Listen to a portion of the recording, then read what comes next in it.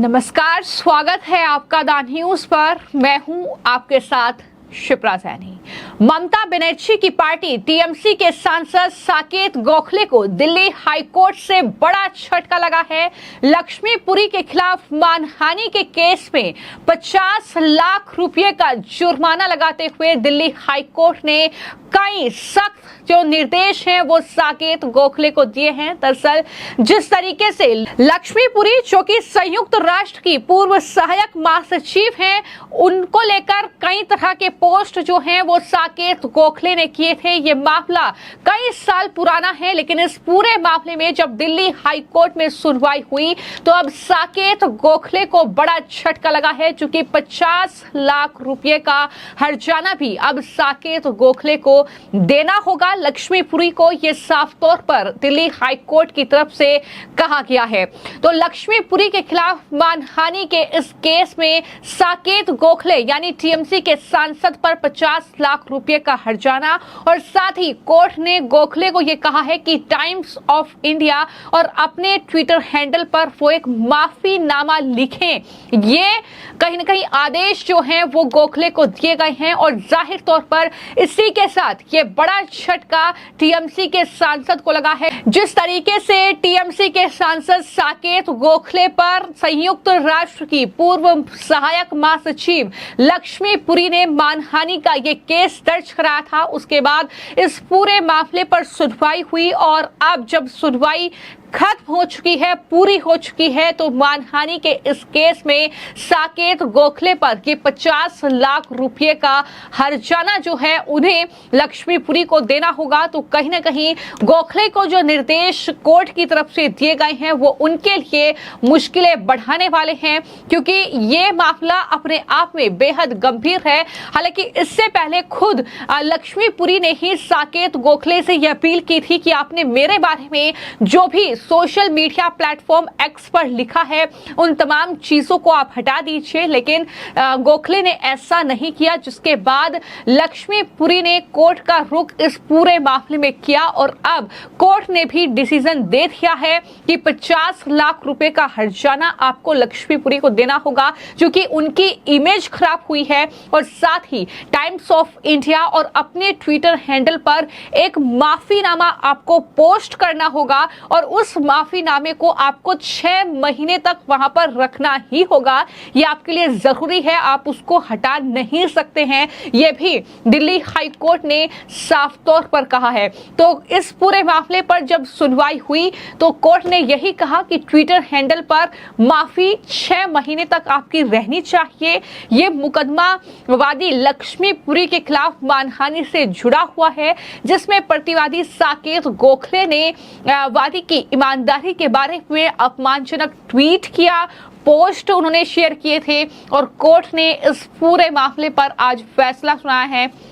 लक्ष्मीपुरी को साकेत गोखले के अपमानजनक बयानों के कारण जो है उनकी इमेज को नुकसान हुआ है, ये कोर्ट ने कहा, और इसलिए साकेत गोखले को उनसे माफी मांगने का निर्देश भी दिया जाता है कोर्ट की तरफ से। साथ ही कोर्ट ने यह भी कहा कि गोखले को लक्ष्मी के खिलाफ और अधिक अपमानजनक जो कंटेंट उन्होंने पोस्ट किया है उसे दरअसल पोस्ट ना किया जाए, यानी आगे आने वाले वक्त में लक्ष्मीपुरी के खिलाफ आप कुछ भी नहीं लिखेंगे, और लक्ष्मी की प्रतिष्ठा को हुए नुकसान के लिए 50 लाख रुपए का हर्जाना आपको देना होगा।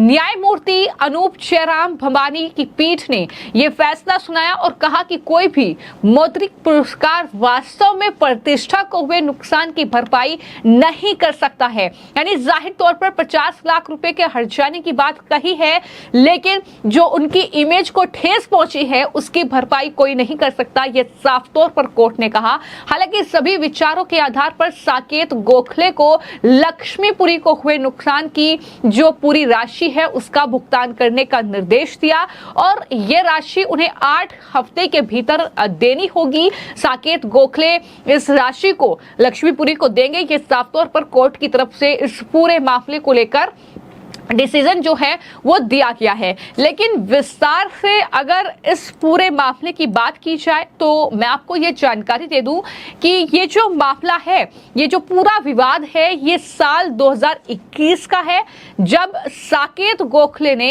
एक ट्वीट किया था। उस ट्वीट में साकेत गोखले ने लक्ष्मीपुरी द्वारा जो स्विट्जरलैंड में खरीदी गई संपत्ति है उसका जिक्र किया था। उन्होंने ट्वीट में लक्ष्मीपुरी और उनके पति हरदीप पुरी की संपत्ति के बारे में सवाल उठाए थे। उन्होंने ट्वीट वित्त मंत्री निर्मला सीतारमण को टैग करते हुए ईडी से जांच की मांग की थी। बता दें कि लक्ष्मीपुरी संयुक्त राष्ट्र में भारत की पूर्व सहायक महासचिव रही हैं। उनके खिलाफ दरअसल ये पोस्ट साकेत गोखले का था, जो कि टीएमसी के सांसद हैं, और उस पूरे मामले में ही अब कोर्ट ने ये डिसीजन दिया है। हालांकि 2021 में हाई कोर्ट में मामले की सुनवाई के दौरान कोर्ट ने गोखले को ट्विटर से जुड़े ट्वीट हटाने के सख्त हिदायत दी थी कि आप ये ट्वीट हटा दीजिए। गोखले की दलीलों को खारिज कोर्ट ने कर दिया था। तब पुरी ने गोखले को नोटिस भेजते हुए ट्वीट हटाने और माफी मांगने को कहा था, लेकिन उनके मना करने पर पुरी कोर्ट पहुंचे। यानी गोखले ने यह साफ कर दिया था कि वो ये ट्वीट नहीं हटाएंगे, वो कोई भी माफीनामा जो है वो दरअसल साझा नहीं करेंगे, वो जारी नहीं करेंगे। तो इसी के साथ एक तरफ उन्होंने मांग की थी कि आप ट्वीट हटाइए और माफीनामा जो है वो जारी करिए, लेकिन जब साकेत गोखले ने इससे इनकार कर दिया तो उसके बाद पुरी ने गोखले से एक बार फिर जो है कोर्ट पहुंचकर कहा कि माफी मांगिए और 5 करोड़ रुपए जो हर्जाना है वो प्रधानमंत्री केयर फंड में जमा करिए। लेकिन ये तमाम चीजें जो है वो उस वक्त टीएमसी सांसद ने नहीं मानी। लेकिन अब इस पूरे मामले में दिल्ली हाई कोर्ट में सुनवाई हुई है, और दिल्ली हाई कोर्ट में जब सुनवाई हुई तो कई अहम बातें कोर्ट की तरफ से कही गई, कई अहम निर्देश जो हैं वो साकेत गोखले को दिए गए।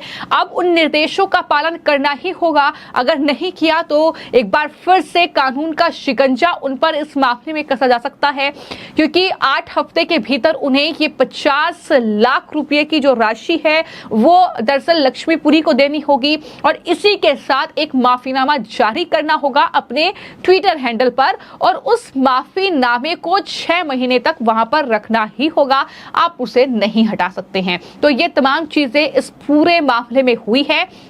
लेकिन हमने देखा है कि टीएमसी की अगर खासतौर पर बात करें तो टीएमसी के कई सांसद ऐसे हैं जो इस तरीके की टिप्पणियां जो हैं दूसरे नेताओं पर या किसी भी शख्स पर करते हैं। इस तरीके के कई मामले जो है टीएमसी नेताओं के कोर्ट में हैं। तो कुल मिलाकर कहीं ना कहीं एक और बड़ा झटका ये टीएमसी के लिए है, ममता बनर्जी के लिए है, क्योंकि उनकी ही पार्टी के सांसद हैं साकेत गोखले, और कई मामलों में वो कहीं ना कहीं कह सकते हैं कि कंट्रोवर्सी में बने रहते हैं, या फिर अपने सोशल मीडिया पोस्ट के जरिए, अपने बयानों के जरिए। लेकिन कुल मिलाकर ये एक बड़ा झटका है जो उन्हें दिल्ली हाई कोर्ट से लगा है इस मानहानि के केस में। वो शायद उम्मीद कर रहे थे कि ऐसा उन्हें नहीं करना पड़ेगा, लेकिन जो उन्होंने पोस्ट जो है संयुक्त राष्ट्र की पूर्व सहायक महासचिव लक्ष्मीपुरी और उनके पति को लेकर किया था, जमीन से जुड़े मामले को लेकर ईडी की जांच की बात कही थी, उस पूरे मामले में अब बड़ा झटका टीएमसी सांसद साकेत गोखले को लगा है। फिलहाल आपकी इस पूरी खबर को लेकर क्या राय है हमें कमेंट बॉक्स में जरूर लिखें। धन्यवाद।